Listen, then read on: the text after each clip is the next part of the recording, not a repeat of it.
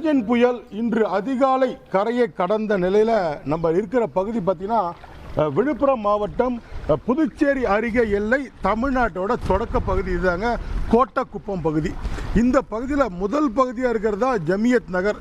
நம்ம பார்த்துட்டு இருக்க காட்சிகள் நேற்று பெய்த கனமழையில் இந்த பகுதி முழுவதுமே சாலைகளே தெரியாமல் ஏரி போல் குளம் போல் காட்சியளிக்கக்கூடிய தெருக்கள் தான் பார்த்துட்டு இருக்கோம். இங்கே சிமெண்ட் சாலைகளே தெரியல.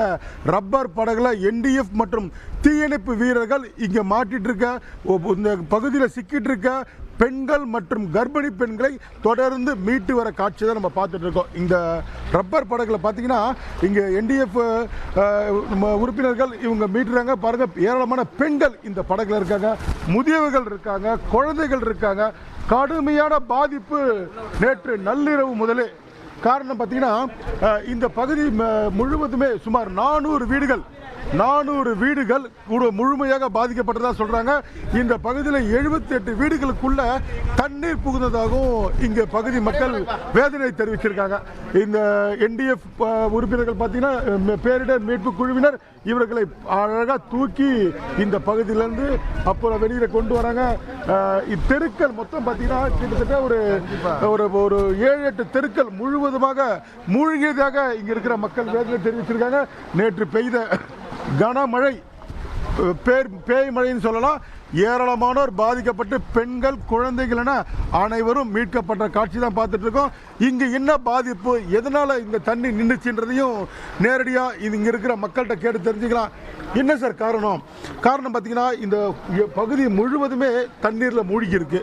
நீங்கள் சொல்லக்கூடிய விஷயங்கள் தெருக்களே தெரியல. என்ன சார் பிரச்சனை? சார் இது வந்து விழுப்புரம் மாவட்டம் வானூர் வட்டம் கோட்டக்குப்பம் பகுதி. கோட்டக்குப்பத்தில் வானூர் இது ஜமியத் நகர்ன்ற ஒரு பகுதி. இந்த பகுதி வந்து முழுமையாக வந்து நேற்று முதல் காலை முதலே வந்து நிறைய மழை பெஞ்சதுனால இங்கே வந்து குளம் போல் காட்சி இருக்குது இல்லையா. இது வந்து நீங்கள் வரத்துக்கு முன்னாடி நிறையா இருந்துச்சு.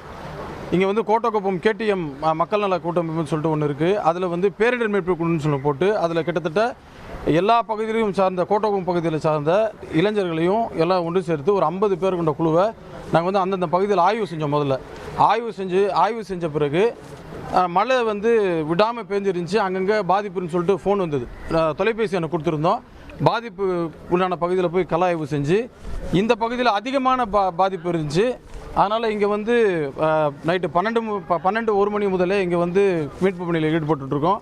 அதுக்கப்புறம் வந்து ஒரு 3 மணி அளவில் தீயணைப்பு துறையும் இந்த பேரிடர் மீட்பு குழுவும் வந்தாங்க. அதுக்கு பிறகு வீரப்பன்ற ஒரு கவுன்சிலர்